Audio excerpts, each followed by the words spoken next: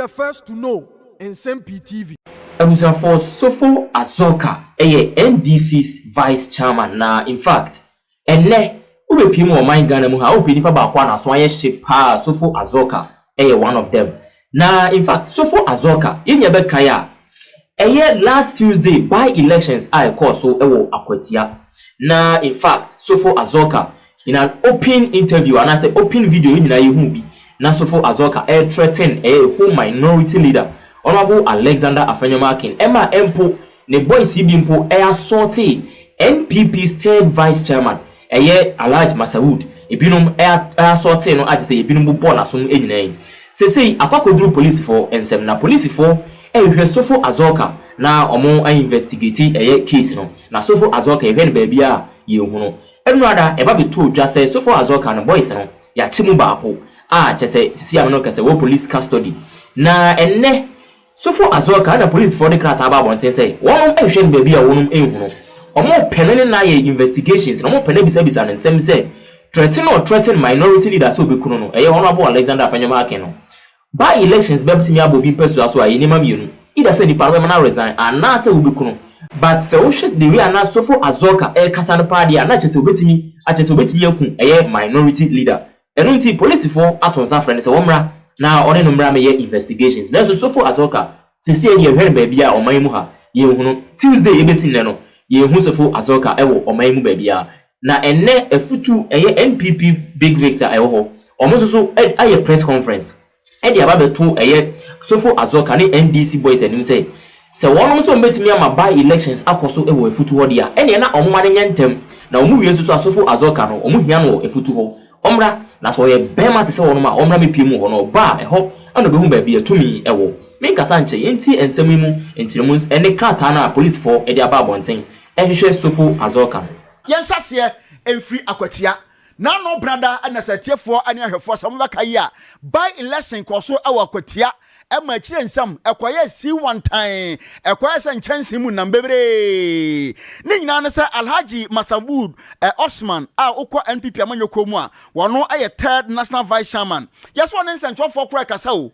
acha nsantwofo no mo kasa kura di nkomo no bibia nsi bibia mai nti nkomo bodi mu one nsantwofo di nkomo no a na chief Sofo Azorka pinchan Alhaji Masawood Osman etu hwe Lawson TV kura no a video ne yede aguso no acha asam kura o kan nya asam boni bia o chief Sofo Azorka NDC ni bu afuse tam ni kokwa pai yenya no mo Alhaji Masawood Osman won munu mpra no kura acha asama waka kwa nya asam bia ya papa fa no waka chinchire twan wo so babu papa nti sanya prosifo na ba mu a kadane wo pa ewo akwatia ba election mu na so nyame ncha de prosifo adaworoma wono bobo bibia siesie bibia ema sunjwetimi pai na wono mu asam no akire no krata free process adwuma no akachia ba ama awia ya Lawson nsantwofo ya nsaka bi na Alhaji Masawood Osman a wono third national vice chairman Adiman BP amanyeko ani chief Sofo Azorka wono mu ntokwa na asa mentem ho ase no no posifo asase a wono mu ye hwehwemu na wono mu hwehwemu no apromantam wono mu process adwuma no na asase ye hwehwemu adefa ho sadia be ya sadia ekoso yi ebi entimi ensibienti sesai aprosifo aso ase no mu a wono mu eyemu hwehwemu Sa asemi ya hu ehwehwemo ya Alhaji Osman Masawood wono NDC amanyokyo no wonom vice chairman chief Sofo Azorka esensemi hu na police force bedru wonom naso no sameka se wabokire amano akwakodru wonom aso ye kase ya apueye anafo mantem no police panimpa ne naso enne ya woyi opaniyi wafre empanifo ya ma wonom police form se wonfa kwa ya sabia no kwankwaja ya hwe wo wi a wonsa fa na emre wonum aposifo na timia boa ama wonum aye enhwehwemu a ewose wonum aye no fiko na eno na DSP David Fianko Ochre a wono na ehwe edi wonum bedwam ensam eto abontene no wode eto edwase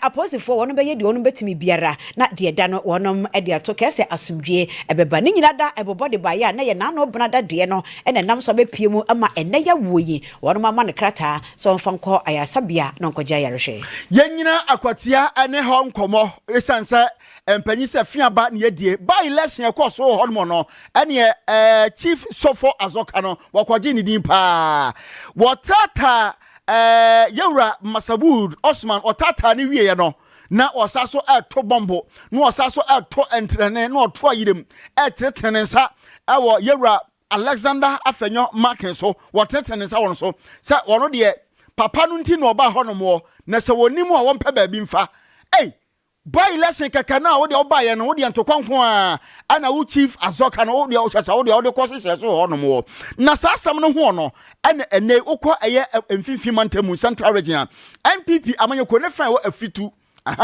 biaya onmonyamfo Alexander Afenyo kwa mena wo di ne mra sebtwani no ne manfo bu afu pa sa ya ba ne sai na ya no ne sai na amene asambe na asiede na aba by lesson keke o abato ne yekoto na ntrani bebrebe a wo to a dia call minority leader so ononyamfo Alexander Kwamena Afenyo so adai ade na asie ene omanfo se da bi enya de omo pere so kra entinei wono friends and trofo ama wono mo ade atodwa womo so omo toto sere IGP yire mpemesi adu a woman process ma koda no womo toto sere ntantantantan manimnum ya se papa no nhyase enye hwehwemu pa afi womo toto sere ne se womra mu na afi so peace council so womo so entu omo na nsi fam na animanum ya so twa bi esafata no chief Azorka no wono emfa mo no pa pani a wokasa ye ewo afutu abato pesua so wono mo eye constituency chairman owura eye Joseph Bonzi wone loss in central focus sai e ma church nsemu na yentie no yenwa bre papa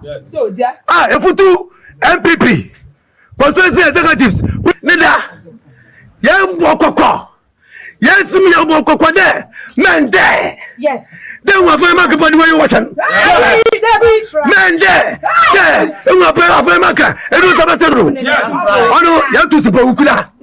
You have to children. You are telling you have to. What can you do? Who process one party office? What broke choir? Onion no choir. Yes. Onion no choir, onion no. And there, your brother, suffer Azorka. All that's there. I am going to see you. Yes. And my fool, Papa. Yes.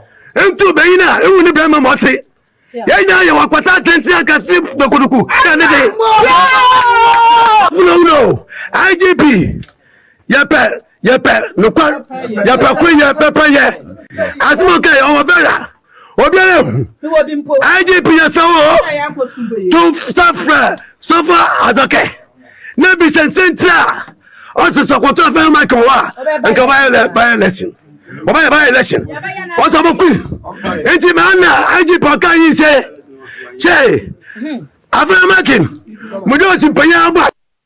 Yeah, Adesmama wey eye opanya friend say Joseph Bonzi wokwa afutu abato mpesua so wono ana constituency chairman edema NPP amanyoko no afutu ene wa friends and trofo wono so nani abra wo toto srese IGP any peace council mo mfom nansi for instance papa na sema kan no editie edikapa ewo se yemu hwehwemu na no si wie no a party executives a wono ewo afutu wono wo so de say ene tudwa yentie wono ne yenhwe wono. When you are an elderly person, you speak wisdom to your children, and I say those behind you and those under you. Now, this unfortunate Kasa every Sofo Azorka and Abba. Yeah, we don't know about other constituency, but yeah, we hold Osahin Alexander Afenyo Markin in high esteem. We are telling them that you catch from say, Honorable Afenyo Markin, I don't know share yamba maye. Oshe Risia, Oshe Njanka, Oshe widows. Enti oyini fi hono maya ebe hayem. Ti Sofo Azorka, bra number country dientia. Oh yes, threat no against your papa. Yani your police station executives. Yes, Sofo Azorka. Oh yeah, Bema, the whole constituency. Yes, oh yeah, Bema. Also by election beba han, mama by election ba. No yet to show about winning ba. Na yansha, also your friend. So beka show be say the beba election. What do you mean? It means say obe so kum nimpa no. It is always obeku afenyo makna. It will return to him. What do you mean? What do you mean? Wait to bro for we a futu party executive sinibi ano mubuafu Sofo Azorka say adaya Afenyo Markin akọ NDC party office wakwatia wakọ honum na ko beto no pa ko be di dwuma ani say Sofo Azorka kaka sansemi ya any what do you mean? What do you mean? Bro for no kobusa no no nti. These are coded conversations that are appealing and trying to extract vote from people who are engaged in illegal activities. And then on the day, you saw what confrontation happened unprovoked by the vice chairman of the NDC, our senior brother, Azorka, who in a very violent way accosted an individual who had not said anything to him except to give an interview, give his view or report of what is happening. And then he accosted him, abused him in the manner he did, and then his people slapped him. And today, as we speak, he's home. He's probably watching us on TV. And you're wondering, what is this? The implication of that is that it heightened the tension in the environment, and in most likely situation created fear and panic for most of the people who could have come out to vote and not to come out. And we believe that our victory lay in turnout. And if people had come out in the manner we anticipated, would have won that election. But a systematic effort by the NDC to suppress the vote. Yes, it was not the result we anticipated. The efforts we put in, we thought that would have won that election. But as it is, a lot of things happened, some of which I'm sure we'll discuss. And you have seen our petition to the IGP in the nature of the violence that happened there. So a lot of factors played a role in our laws, but we have embraced the results, but we demand that certain actions be taken. Let's get specific already, because I think it's helpful now, because we've had 24 hours now. We've all seen and heard bits and pieces. Put it together for me. What are your main concerns? Yeah, I mean, practically you saw the campaign itself was very coarse.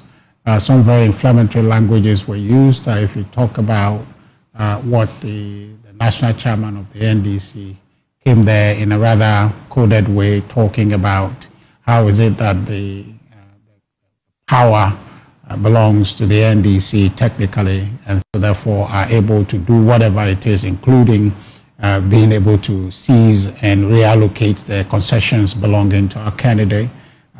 So this is the mining concession? Mining concession. I mean, that. So he has a mining concession? Yes. That's a way of, appealing to galamseyers, which we know a lot of galamsey goes on in Cåught. The effort is to streamline it, make sure it's legal, but then in its present form, it's injurious to all of us in our society. But then they found a way to leverage that. I think the national organizer was in the constituency. In a rather uncharacteristic manner, calling on the president to seize all operations. That petition formally to the IGP to have the police investigate and possibly arrest and punish the conduct of Alhaji or Chief Sofo Azorka and Abdul Wahab, who is a constituency communication team member or officer for Buakan North constituency, Buakan North of the NDC. We are interested in justice. Our coming here is designed to formally petition the IGP. We know the police saw it.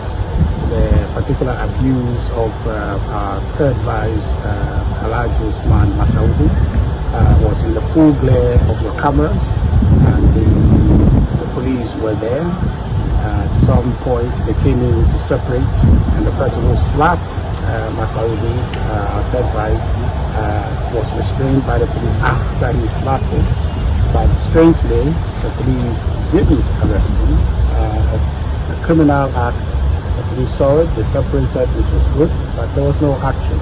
And that's not how we want to carry on our country. Just as we're talking, if any of myself or my deputy go ahead to slap any of you here, it won't suffice just to separate them so we don't slap him the second time, and that's it.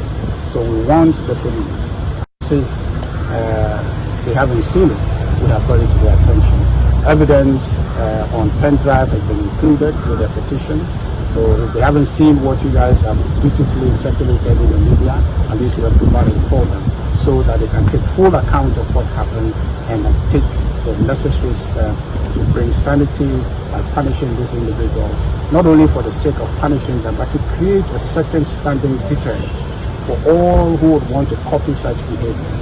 and that our democracy will not tolerate that, and that is not part of how we want to engage ourselves in a democratic process. So that's the reason we came, and we are very happy, even though we didn't have the opportunity to extensively discuss with the IGP. He was gracious enough to give us a few moments, and then had promised that we can come in and see him. So we are working on an appointment to see him later on the evening to discuss the petition further. But we want to also plead with you as the media to focus on this petition.